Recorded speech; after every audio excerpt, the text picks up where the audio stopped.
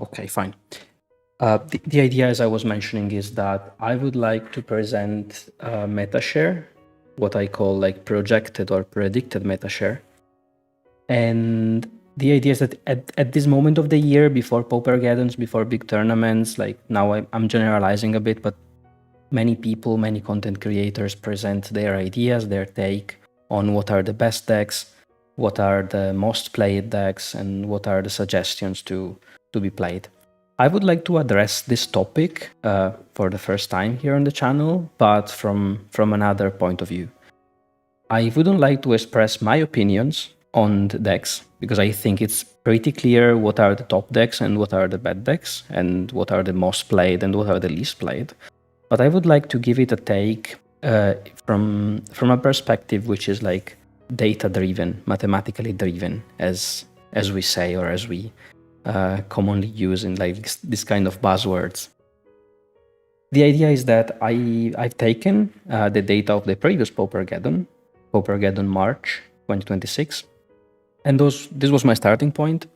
And then considering the evolution, adjusted online and in paper in big tournaments. So the data have been taken from both the previous Paupergeddon and MTG decks that collected both big tournaments and the online meta share as a direction of the meta. So the idea is that starting from the previous Paupergeddon, give it the direction of the evolution of the meta, given that it didn't change much. So that helped actually the thought process. And let's see where we will go. So let's see what is the predicted meta share according to this like natural evolution of the format. If this is a thing, if this will be real, or if this won't be real. This is my first approach to this topic, so it is a discovery for me as well, trying to address this data analysis of this like complex environment that is like Pauper now. Couple more premises and then we can start. As I said, all of this must be taken with a pinch of salt. This is some numbers predicted mathematically through formulas, through optimization in some sense.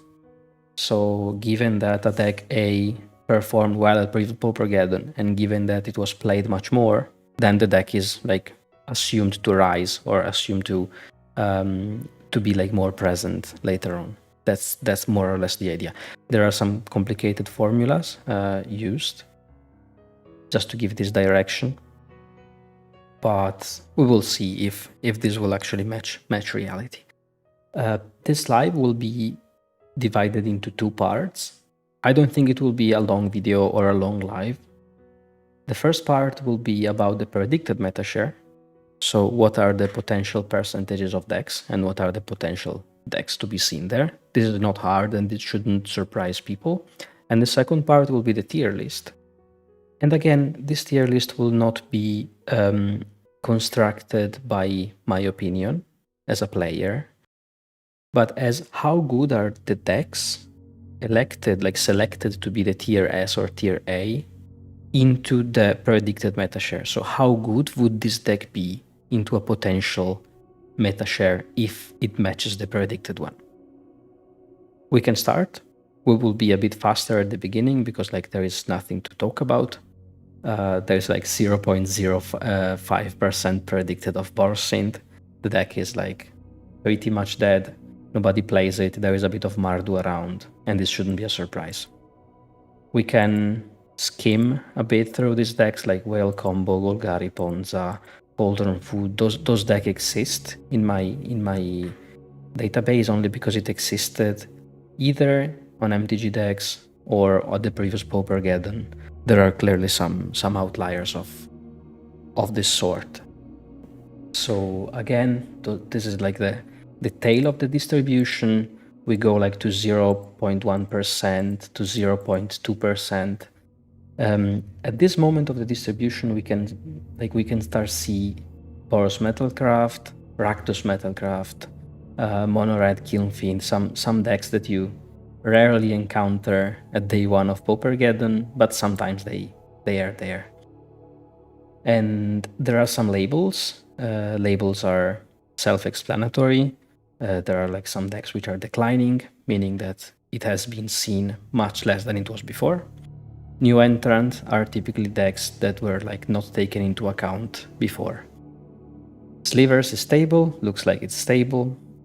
And then Dimir Affinity is an attempt that was like brought to light thanks to, I guess, Utron Monitor, because then the deck has like one strong creature in black and one strong creature in blue with affinity for artifacts. And this is like a sort of a Frankenstein that isolates the two colors, excluding the red one to increase like consistency and to increase like its pure raw power. Persistent Petitioners, I'm always unhappy to see this deck here and there because sometimes it can steal games. Poison Storm, 0.18%, Flickertron. This is actually much lower than I thought. Like Flickertron should be a deck a bit more present than this, especially after the unban of Bonder's Ornament. Boros Bully, another like classic of the past. We proceed with Dimir Control. This is probably some old label entered in here just because there is a Dimir Control label, but this is not UB Terror. Just one comment. Most of this data have been computed like automatically, like taking the data, the labels, put it into some code in some like black box, and then received an output. So some of these things are surprises to me as well at the moment, because I wanted a bit of surprise also to comment this this output, exactly not to like give my opinion on the topic. There's Boros Bully, as we said, Dimir Control, Dredge. Also Dredge for me is a bit lower than it should be. Probably there will be like a bit more Dredge than just 31 percentage points of the meta share. Moving on, is it Scred? This is also expected a bit higher in my head. And this is the bucket of the other gates. Maybe a comment here would be nice. There is the elephant in the room, the deck that contained the combo in the past, and now it doesn't contain the combo anymore due to a ban, like a recent ban. The other gates bucket contains all this family of decks that abuse of the gate strategy, but don't like fall directly or immediately into the Naya family or the Azorius. So like blue-white gate with the Falcons and the Naya, like tricolor red, green, and white.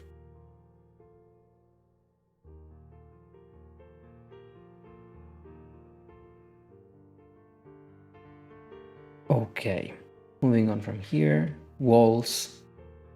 This is much higher than I thought. To my eyes, the walls deck is a bit dead at the moment. There is Spy, which is much more stronger as a combo deck in the meta share. It is faster to get combo and it has like a solid mid-range plan. So walls is in the list, but I think we're almost at the end of the walls life as a deck. It's still like a combo deck, fine, but I don't think it can compete in the current state of the format. Mono White Heroic. This is lower than I expected. It is a deck that kinda performed into monocolor decks. I see a message in the chat. I will try to keep also the chat on screen. It should be on screen, but for some reasons it's not displayed. I will answer along the way. So what am I watching here from the chat is being asked. This is a meta share prediction only based on data from the previous Paupergeddon and made evolve thanks to the data obtained from MTGO and from recent tournaments of the past 3 months. So taking the metagame of the previous Paupergeddon as a starting point, and then let these like decks and data grow according to the direction taken later on in the next 3 months. It's just a mathematical prediction. It does not contain my opinion. My opinion is that it's very clear what decks will be present, and this will be just an exercise, an idea of like what data can like give us as an idea. If it works, if it doesn't, we will see in like less than a week. Back to the topic. Mono white heroic. As I said, I thought maybe it can take a couple percentage points more. The deck is not bad. I think it's strong. It plays very well into monocolor decks, given the protections. I don't dislike it much. It's maybe not the most elegant deck in the format, but I think it can definitely steal some games. The deck is very straightforward and the strategy is very clear. John Gardens, another deck from the previous year, I think. It's the first time we saw it was like 1 or 2 years ago, back again in the Glee meta. Strong deck, beautiful, interesting. There were like some snow versions around. And yeah, 35th position. Monored Synthesizer, this is one of the variants of Monored. I think this is the weakest. And as all the Monoreds still like present here and there. Monogreen Infect, the only comment we can place about this deck is that it was like very, very present online recently. Specifically, there was a player grinding a lot with this deck, and he was the trophy leader for some point, like for some time in the previous league. Jeskai Ephemerate. This is a deck I very much enjoy. Recently, a couple of strong players decided to try it out, to update it according to a couple good artifacts coming out from Avatar. One is one and the other one is Strixhaven. I do think this deck is underrated at the moment. And I saw with my eyes that if given to the hands of strong people, this deck can actually excel. So I would be aware of the existence of the Sky Ephemerate, especially the version without the Cleansing Wildfires. Naya Gates, the one of the elephant in the room I mentioned earlier, like the elephant in the room post-ban. This deck is absolute raw power. As an affinity player and as a Geddon affinity player, I am very much scared of this deck. It seems built to crush the affinity players. And I do think it's smart the way it plays out. The way I see it is that Malevolent Rumble is pretty much Ancestral Recall. It costs 1 mana and kind of draws 3 cards in green. And this mechanic in Pauper is very elegant, very nice. I do enjoy that this deck is being studied by people and players recently, and is very, very good. Again, this is also probably underrated in terms of number. There will be much more than this. Probably this number is influenced by the fact that it has been in the meta share only for not long. So we see it here probably because it was influenced by also the time of the data.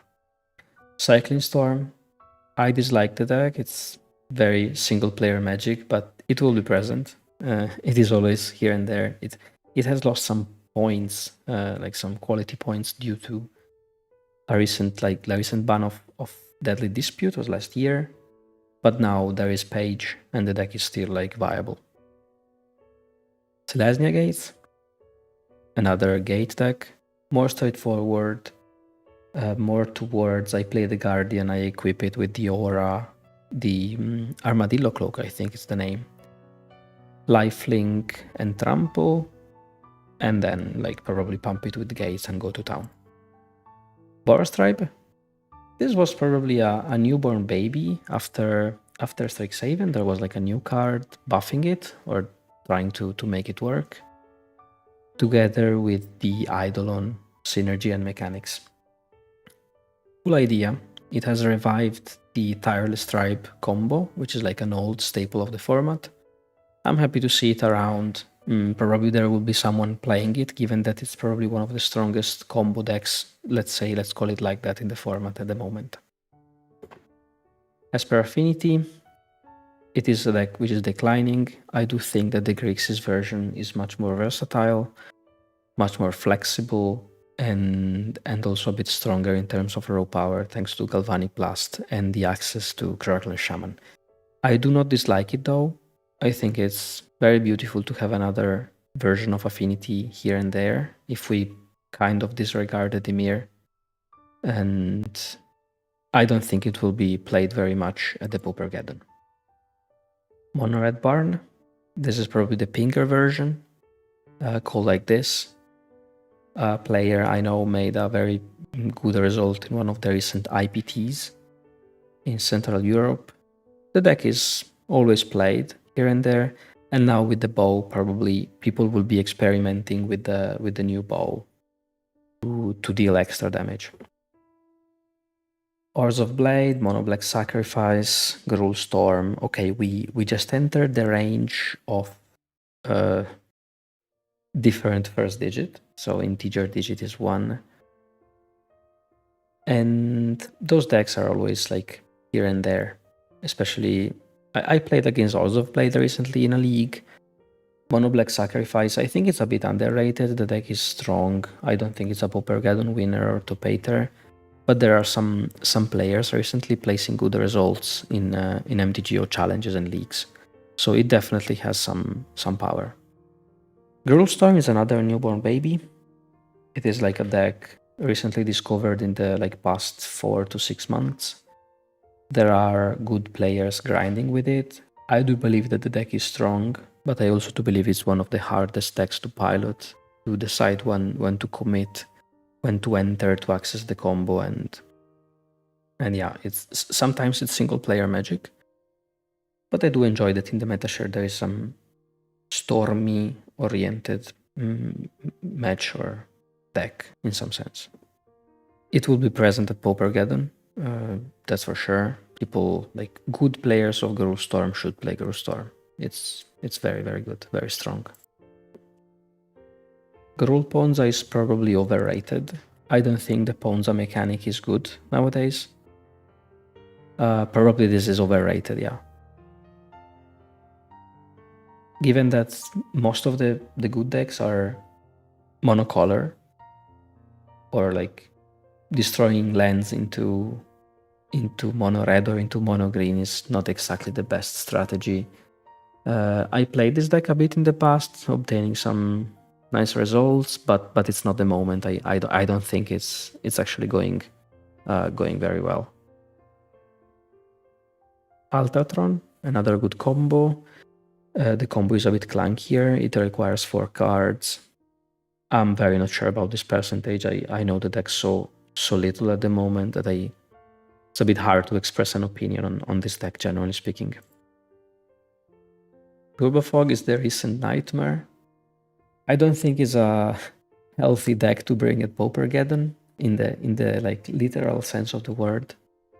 Players can feel a bit overwhelmed by playing and by playing against. That said, it's a strong deck. If there are not many combo decks in the meta share, it's a very strong deck, and yeah, for players might as well play it. Cogates. We enter position 20th to 19th. Cogate is not bad. It's universal. At every Paupergeddon there is someone making a very good result with Cogate. I like the deck. It's fine if it's in the metagame. I do think it's a bit underrated. There will be probably more of this percentage, I think. When I say something is underrated or overrated, I refer strictly to the data and to the computation than here. So I do think that the calculations underestimate the potential presence of Cogates. Let's level up a bit faster. Dimir Terror, another very universal deck. It plays kinda well into everything, but I don't think that the raw power of the deck is enough to actually score well most of the time. I know that some players are doing well with the deck. It requires the pilots to be extremely focused all the time. It's here, 1.62.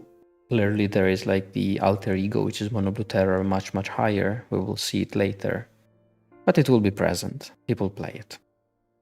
Practice Burn, again another like two-sided coin, because there is the other version, the mono red, again way above.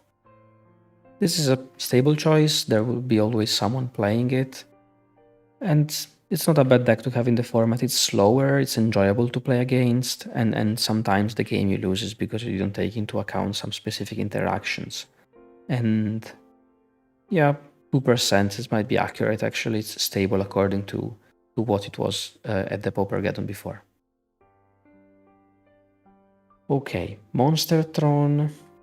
Another deck that collected some extra points recently due to the unban of Bonder's Ornament. It's a strong deck, pretty straightforward. As an Affinity player, it's a bit hard to play against it. It's probably the worst matchup of Affinity, if we exclude Fogs. But in general, not a bad deck. If somebody didn't have enough time to prepare for Paupergeddon, it's definitely one of the choices to go straight forward. Not to underestimate the complexity of the deck. There are some tricks you must know to pilot it perfectly, but it's definitely not one of the, let's say, Jeskai or blue decks of the format that require months of training and of testing.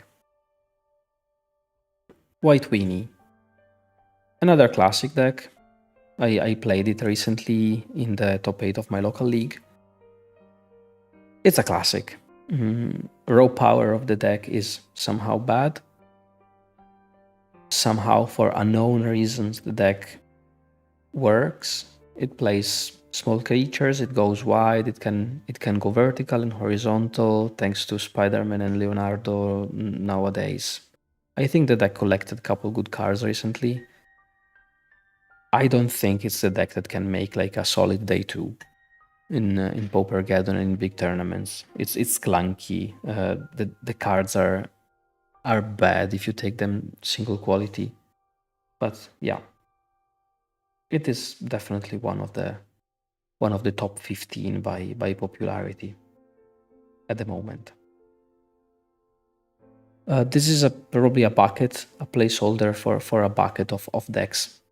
I do think, now that I look the data again, that this is the bucket containing the combo decks, like the bow combo recently, and some other decks non-viable. So this is probably to be excluded from the statistics. Boggles. This is very high in the standings. I did not expect it to see it this high.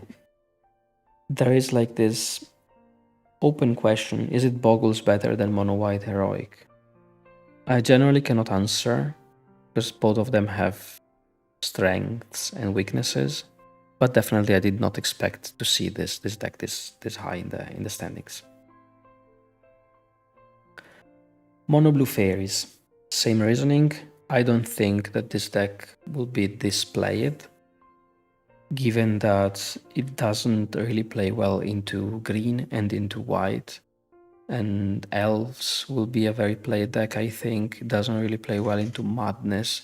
You will need a very strong pilot to make it work properly. And I don't know if it can make it to this Geddon. That's the deck I brought to the last Paupergeddon I played. And they sit down, round 1 or 2, play against Elves. It was a terrible experience. I started Island Fairy Seer, they started Forest, Quirion Ranger, and I immediately lost round 1 just because I played into Forest. There are techniques, there are players studying it. It's definitely a deck of Magic. I enjoy playing fairies, but I don't think it will be played 3% at Paupergeddon. Gardens, a strong deck that requires a very fast pilot. This is probably accurate, 2-3% for Gardens, given that it kind of kills Jund. If both players play optimally, then Gardens can easily kill Jund.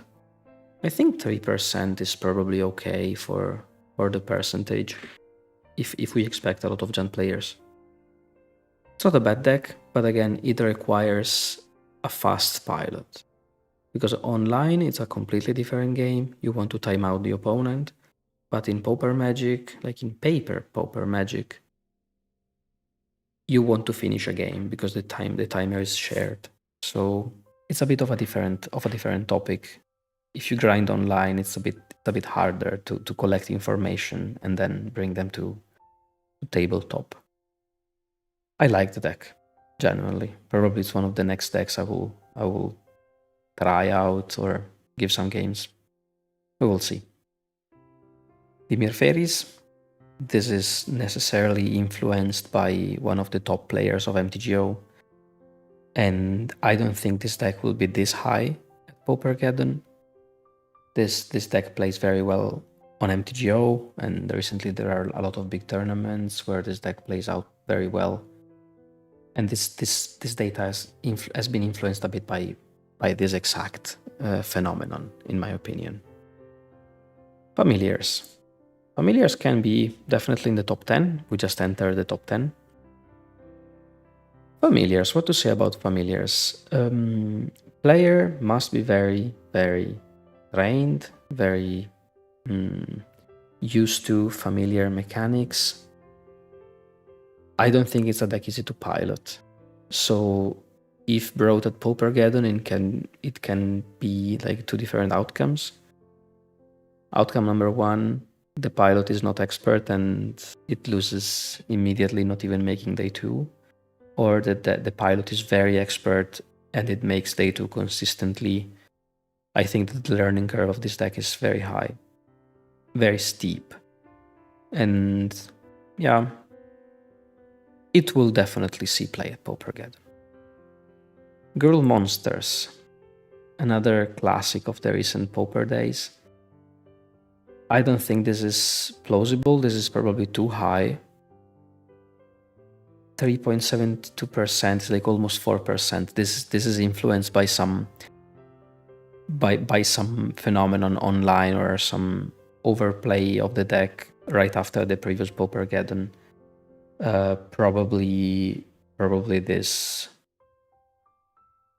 is a bit like overestimated. And then there is Mono Red Rally. This can be a meta cracker. I have a good opinion of Mono Red Rally in the current metagame. This data is not about my opinion for people who just joined the stream.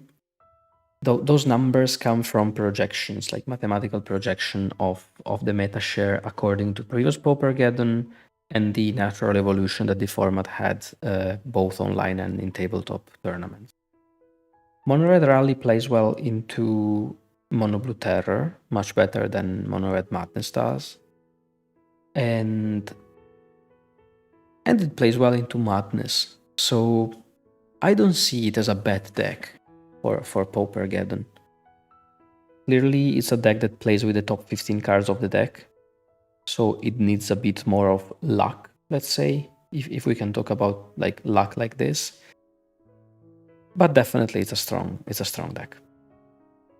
Spy Combo. I did not imagine to see Spy Combo to 5%, but it's an enjoyable deck to play against and to play, I think. It's definitely one of the weirdest deck that define Pauper format. And it's the 6th position according to the model. I'm okay with it. It's a good deck. I'm not sure if this is like accurate. Probably I will expect a bit less of percentage points. Elves. Literally the evergreen deck of the format. Recently it has gained some good cards, especially towards the mid-range plan. It has the capacity to switch towards a mid-range plan after a sideboard. Like in some matchups you sideboard like 15 cards just to change the position in the game. It's definitely a very strong deck. It kills Mono Blue Terror very easily, but with the same ease it dies to Mono Red Madness. So there is like this rock paper scissor game at the top of the meta share. It is what it is. It's a strong deck, definitely a choice. We are going towards the top 4. Jund Wildfire, super classic, strong deck, probably the strongest in terms of absolute raw power. I'm happy to see that there is a mid-range deck in the format. Once somebody said a sentence which I consider very valid, which is that a format that contains a mid-range deck like this, like Jund, is a healthy format in the sense of it's balanced. It is definitely a played deck. It will be played. It is played. This is not a surprise. Probably this is an underestimation. But again, for big and long tournaments such as Paupergeddon, probably we also have to take into account that this was one of the deck with the most draws last time. So we have to find the trade-offs between the deck is strong and the deck draws games. But definitely there will be people playing Jund Wildfire. Mono Blue Terror. Okay, here we have a consistent jump. One of the top tiers, the top tier, definitely top 3. What we can say about Blue Terror? Sometimes it behaves like Mono Green. So sometimes there is like these games where you cannot lose. You like slam 3 terrors turn 3 and this definitely helps. Once I said to someone that if I know that I am the luckiest in the room, then I would play Mono Blue Terror as the tournament, because when you go Mono Green, the deck is unstoppable. And you need to be able to cast Brainstorm some other times. So you need to be able to stack your cards properly, to understand when to mill, when to pass priority, when to pass phases, how to sideboard properly.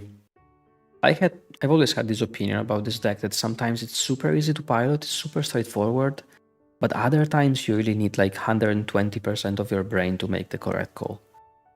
Definitely good players of Mono Blue Terror are rewarded when it comes to long run. Second position, Grixis Affinity. That's the deck I will play at Paupergeddon. It's not a surprise to see it here. It is the deck that scored the second position at the previous Paupergeddon. I think both in terms of absolute standing, so top 8, the second position was Grixis Affinity after the top 8 is played, but also it scored the second position in terms of popularity, if I remember correctly. Again, not a surprise, the deck got revived after Utero Monitor was printed. It is definitely a strong card. It is blue, so there is another color of the Grixis like tribe that can access an affinity for artifact creature. So at the moment we have the Familiar in black, we have the Utero Monitor in blue, and if we can count the Clan Shaman as a creature, because most of the time it's just a mass removal, but there is like one color per, like one creature per color, and this makes the deck stable and a full tricolor deck. And the mana base of Grixis Affinity is a puzzle that has been approached by one of my videos today. The video has been uploaded today. If you missed it, I recommend to give a look, because I think it's an interesting topic, especially if you plan to take the deck with you at Paupergeddon. And deck is beautiful, definitely, can't lie, and it's not a surprise to see it here at the top tiers of the meta. And of course, we're not surprised to see that Mono Red Madness is the first position. These numbers might be a bit pumped thanks to the evolution of the metagame in the online, like half of the game. Mono Red Madness is definitely undefeated in terms of popularity. It's another deck that can be either super easy to learn but super hard to master. It's hard to say like words that are not like obvious about the deck. Sometimes you draw 5 lands in a row and you die. Sometimes you don't draw lands and you still die, but the deck is definitely consistent for being this kind of spell slingy deck. It's okay. The meta wants it at the top position. It is always like this, that red decks are at the top position. This is also motivated by another phenomenon, which is non-Pauper people trying to qualify for like tournaments or try to winning tournaments in Pauper, they take typically the top decks of the meta share. So like Mono Red Madness, Grixis Affinity, Mono Blue Terror, they just take and submit. It happened at Paupergeddon most of the times that there are like Pro Tour players who don't care about Pauper. They just take the top position decks and they submit and then they play Magic and they score pretty well. So not a surprise. This is the first half. This is the first part I wanted to present. Just a quick reminder for people who joined the stream right now. This is a predicted meta share according to data, starting from the data of previous Paupergeddon in terms of win rate and in terms of popularity, and made them evolve according to the evolution, the natural evolution of the format from MTGO and tabletop games recently. So they're just like plugged the data into some formulas, into some computations, and see how these things evolve. And this is the standings. This is what the mathematics says. It might be similar to what it was at the previous Geddon. And yeah, this is what the mathematics says. We will see in a couple of days if this is accurate or no. Okay, little break to comment on what's gonna happen now. There will be the second half. The second half will be about the tier list. It's very common, as I mentioned at the beginning, that content creators create a tier list according to their taste or according to what they perceive or their angle, their perception of the meta share. I wanted to propose something different. I didn't bring this kind of content in the past. My content is always focused on gameplay optimization or strategy, but I wanted to give it a try to see how mathematics can be implemented also in this topic. So what if we create a tier list that is not related to taste? So my opinion, it will like be neglected today, but it is related to, according to this projection we've just seen, how good are certain decks and how bad are certain other decks. So we will see a tier list now that is created according to, if this that I've just shown is the metagame at Paupergeddon the next weekend, what are the best decks to play into like this soup of decks? I will like take 1 second to change the presentation and we will be commenting soon.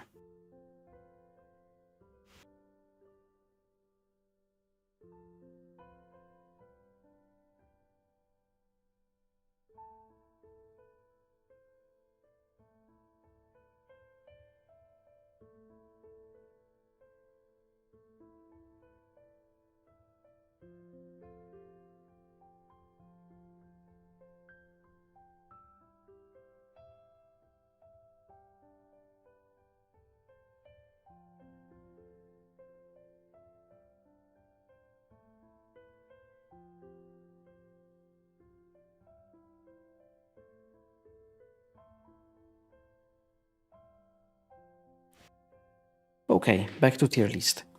What is the idea? We will go from bottom to top, again according to just data, what are the best decks that should play well into the projection metagame heard before, and what are like the best choices according to the win rate found at the previous Paupergeddon and online. I'm not sure how accurate this will be because like there is a lot of variance involved. Let's say that at tournaments like Paupergeddon, if there are 1,000 participants, I would say that only like half of them go there to win, because there is also the community part, the gathering part. There is like a lot involved. Pauper is a community format, so some of those games might be influenced by like casual players or people who go there just to enjoy the format, which is a very strong and important part of the format. So again, part of this data has been trained also according to this influence. So we will actually see. I will go through the tier C. There will be like 4 tiers. tier S, tier A, tier B, and tier C. And it is again according to some potential win rates into the projection explained before. I will go through this underperforming pretty fast because there is no surprises. I wouldn't bring probably like Raktus Metalcraft, Persistent Petitioners, Mono Redburn or Bolly or Boros Metalcraft, those decks that are like even hard to imagine or to find in Paupergeddons or in like the top decks in some tournaments recently of the Pauper format. So let's go a bit faster here and let's enter the viable tier, so tier B. Viable tiers, maybe the music is a bit too loud now, especially, yeah. So viable decks are those decks for which if you're a strong player, apparently we have some win rate here. I'm not explaining in details what all these numbers are. In case you're interested, you can text me privately. The important number is this, the win rate into the room, and the first one is the share shown before. I was saying these decks are the decks for which if you are a strong player of this deck, then you can consider it playing according to the data, because your edge as a strong player will definitely overshadow the bad win rate that the deck has in the abstract. So Flickertron, this is probably not belonging here for real. I don't think Demir Affinity can make it. You lose significantly to the absence of Crackland Shaman. So if it was to my taste, this should be in the underperforming.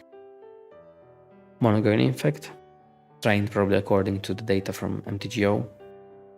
Mono White Heroic, again, as I said, it plays very well into certain decks, into certain monocolor decks. John Gardens, very controlled deck, a bit slow, but benefits from the untap land and the basic lands. Is it Scred? There are strong players of the deck. If you're a strong Scred player, sure, Geddon would probably be your place. Growlstorm, same reasoning as before.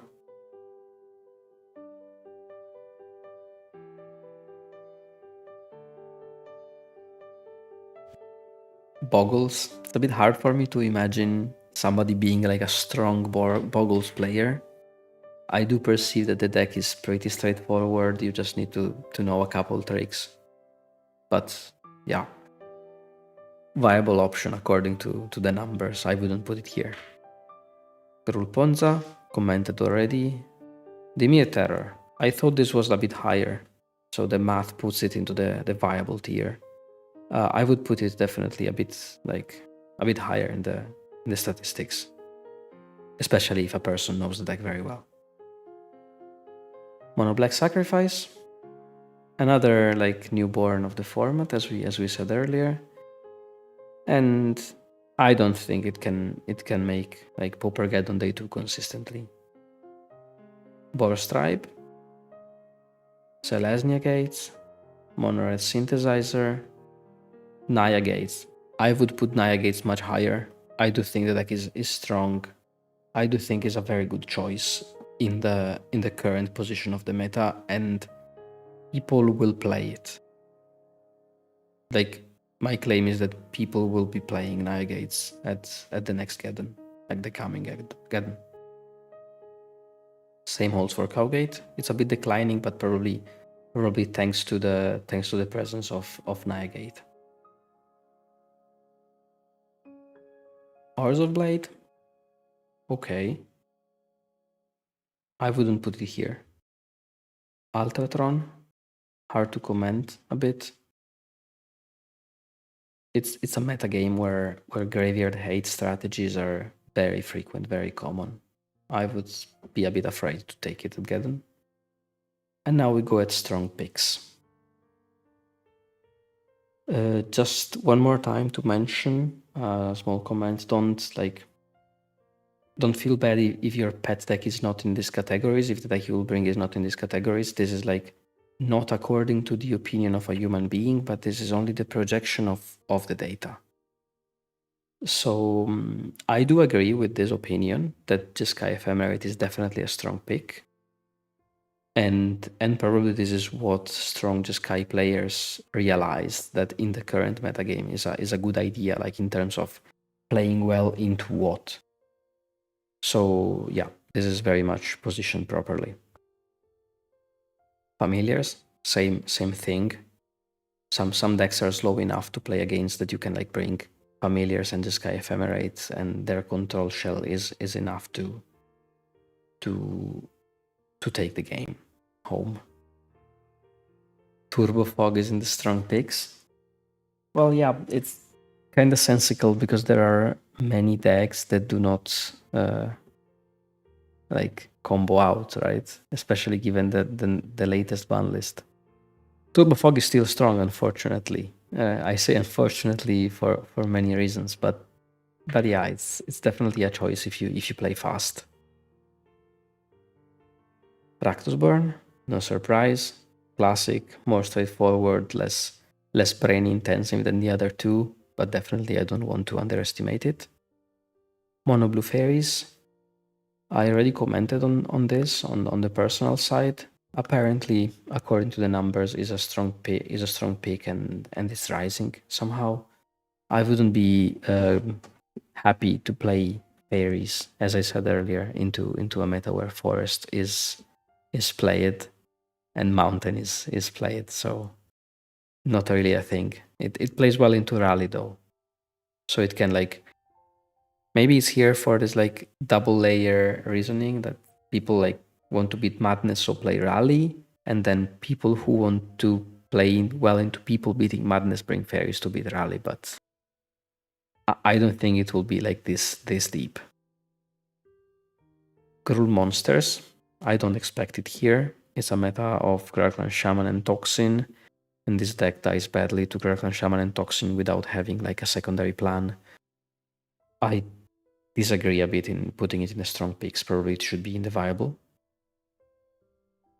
Monster Tron in the strong pick. As I said, this is probably the deck I would choose if I knew a little about the format, and if I had to just pick a deck and try to like play some big creatures and try to take some game home.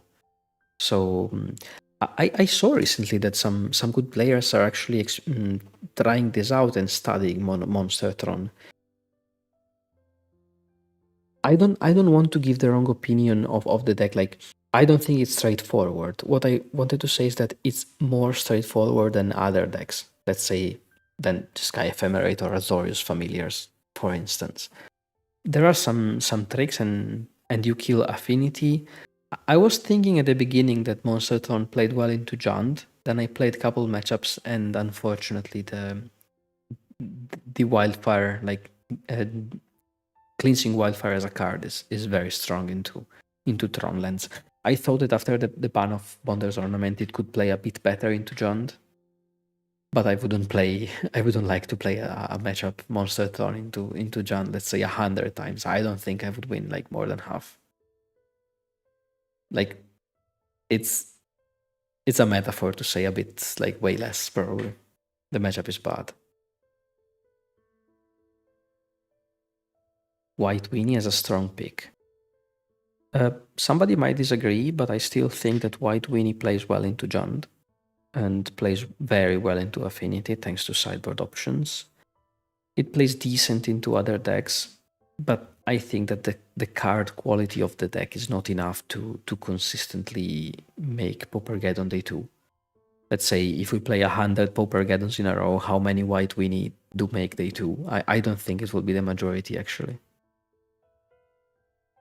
Elves, this is a strong pick. I agree with this deck being here.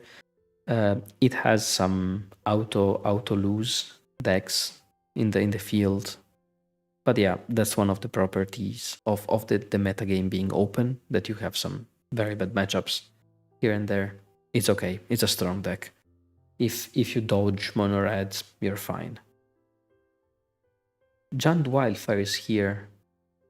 This should have been in a category up to my eyes, because like probably it's in the strong pick and not in the like meta defining category, just because of its like draw draw rate at the previous Paupergeddon. That's what I expect. I didn't like dig into how the data like actually are computed and why, because I wanted some surprise effect as well.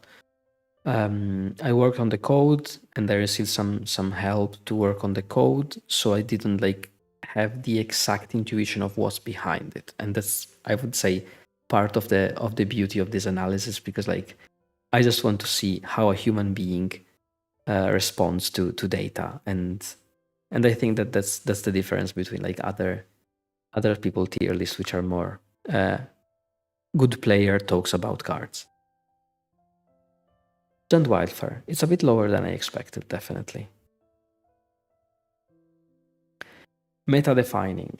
This is not a surprise. As I said, I would probably play Rally in this meta game. It beats Madness. It beats Terror.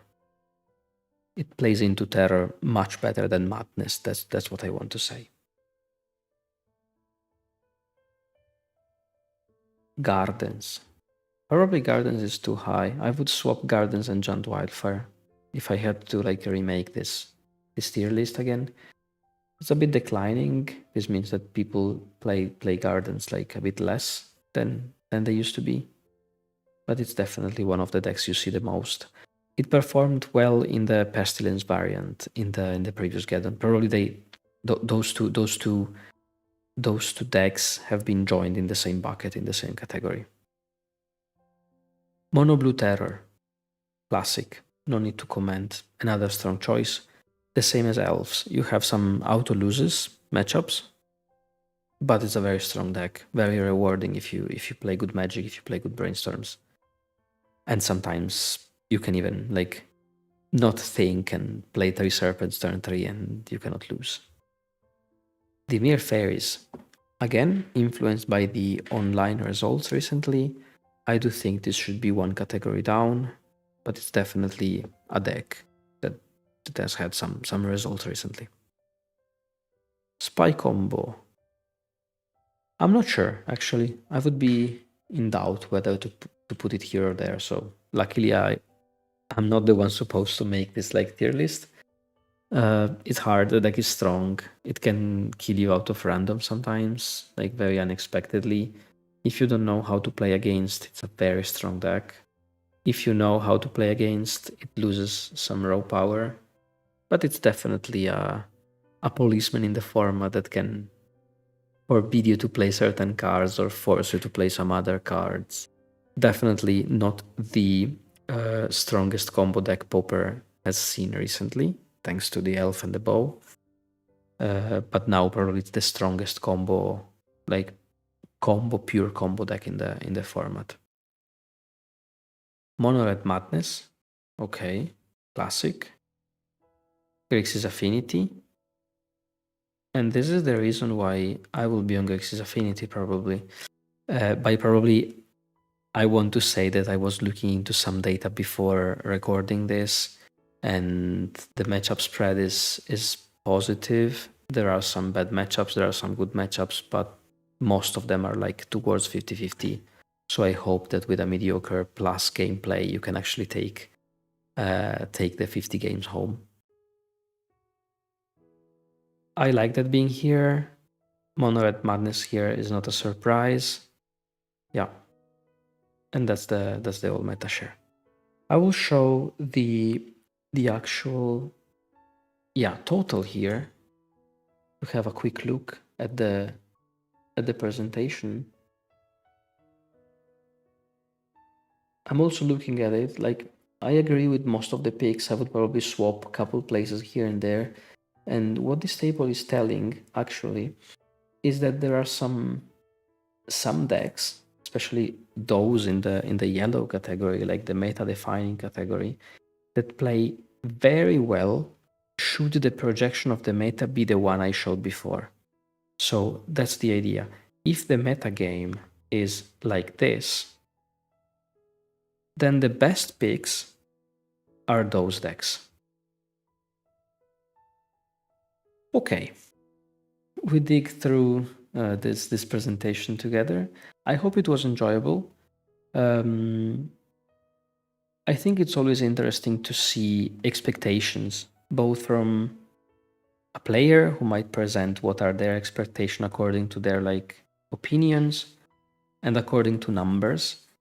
After every Paupergeddon, there is always the Italian team who's calculating some metrics, some statistics about Paupergeddon data. This is very important in my opinion. This is very enjoyable also to watch as a scientific person. And yeah, this was a projection, let's say an exercise like homework or playing with the data a bit and see where they lead. Should there any if there are any questions in chat, I will be happy to answer. Otherwise, I think we can call it a day and wish some good nights, because I'm recording this in the night. I'm a night owl. And yeah. See you at Paupergeddon.